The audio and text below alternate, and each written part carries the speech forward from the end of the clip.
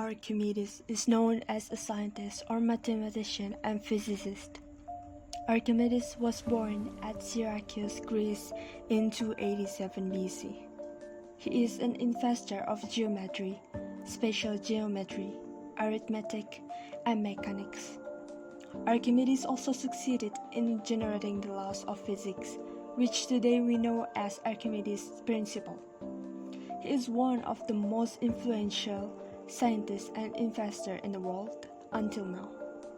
Even though it is already 24 centuries apart, his inventions are still used by a lot of people for their daily needs.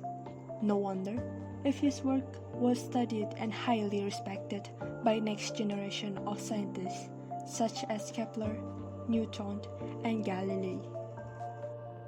According to life science, Archimedes' principle states, an object completely or partially immersed in liquid experiences an upward force equal to the weight of the liquid displaced by the object.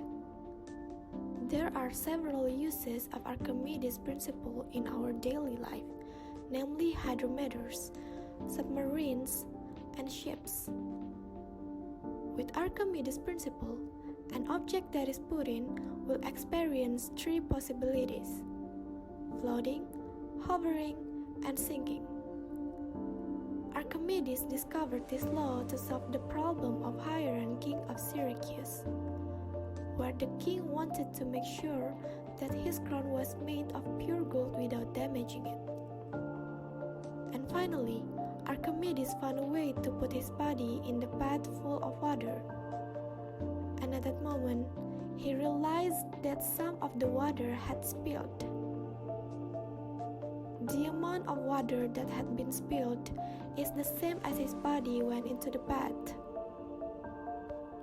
With excitement after he found a way to check the authenticity of the king's crown, Archimedes ran through the streets naked.